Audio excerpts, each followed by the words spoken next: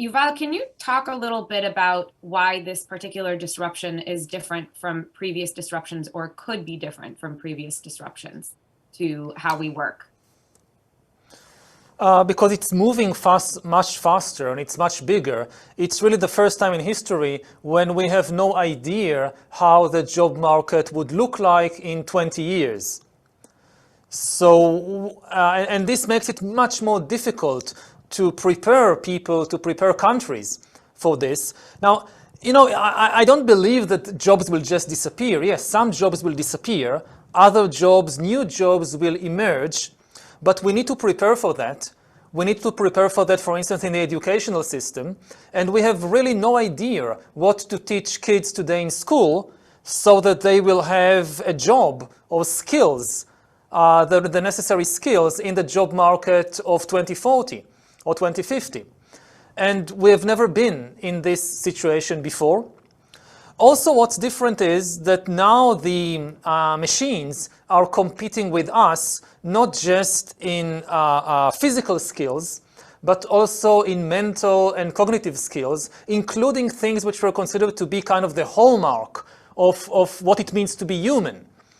Now machines are increasingly competing with us in creativity. They are increasingly competing with us even in some forms of emotional intelligence. So the kind of naive thinking that says that any job that involves creativity or any job that involves emotional intelligence is safe, this is simply not true. It's often quite counterintuitive which jobs are safe and which jobs are likely to be replaced faster. Very often jobs which have kind of high social status and high pay are more easily replaceable. If you compare, say, doctors and nurses in the hospitals, in the healthcare system, so we might think that it's harder to replace the doctors, after all they get higher pay, but actually at least some doctors are much easier to replace than nurses. If the main job of a doctor is basically to analyze data, the doctor receives information about the condition of the patient, has to analyze it, to compare it with all kinds of models and reach a conclusion about what is the illness and what could be done about it. This job, which basically is just data processing, this is easily replaceable.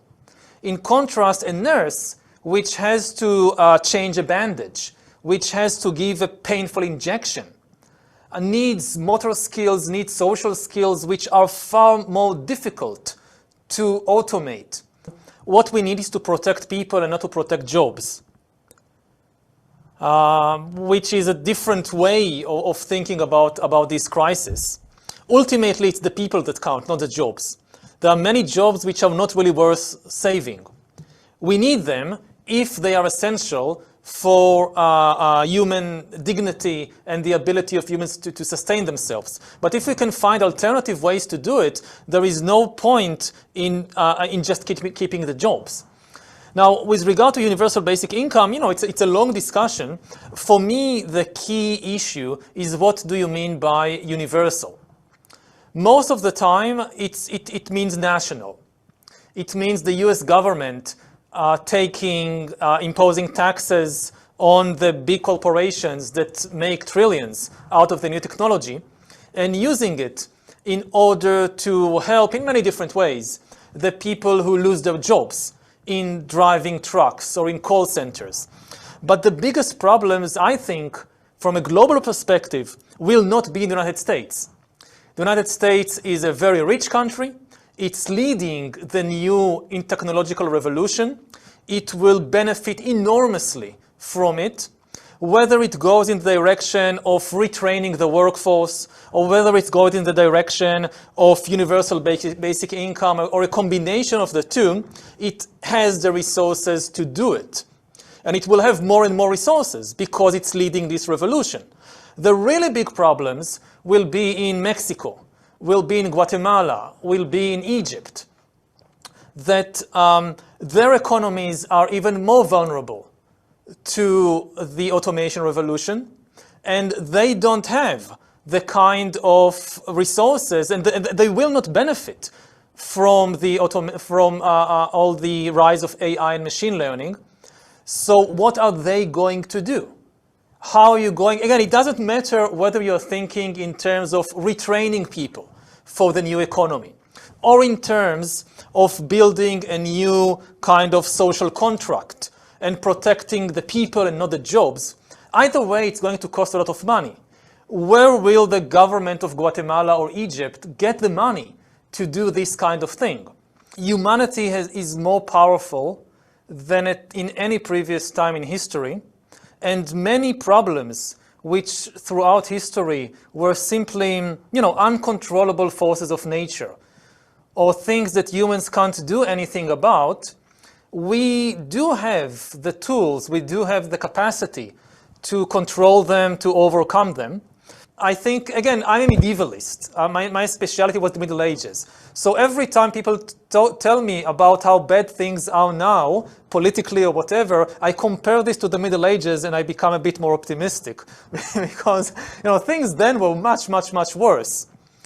What we consider like, terrible corruption was just the standard in the Middle Ages. I mean, appointing your son to be the next president, yes, obviously. I mean, how else can a political system... Yeah, how else can a political system function unless you appoint your son to succeed you? So we've managed to advance a little over the last 1,000 years or so. And again, I think that part of the issue is time. We don't have time to reinvent the political system or to reinvent the democratic system. And I think that the current system, if it faces a big enough shock, it can pull itself together. The messiness of democracy is not always a bad sign. And going back also to the issue of social media and AI and all the information technology, part of what is happening, and this again goes back to the alt-right groups and so forth, is that many groups, many people who were excluded from the system previously are now joining it. They have a voice. I mean, people miss the time when there were just 3 TV stations in the US, so everybody were on the same page. But it meant that a lot of people were excluded. Now, when you open things up, and so a lot of new groups enter the discussion, and at first it creates chaos. And it's dangerous. I completely agree it's dangerous. But if you manage to kind of work it through, the new balance that you eventually create is far more inclusive. It allows many more people to voice their opinions, including the people who lose their jobs because of automation, for example. What do you think is the one human quality or characteristic that is really going to be key in ensuring that survival and thriving? No, I think it's adaptability.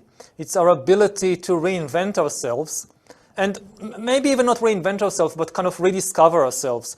We know very little about ourselves. We don't know the full human potential. Part of what is worrying about the rise of AI is that it might kind of prevent us from realizing our full potential even before we understand it.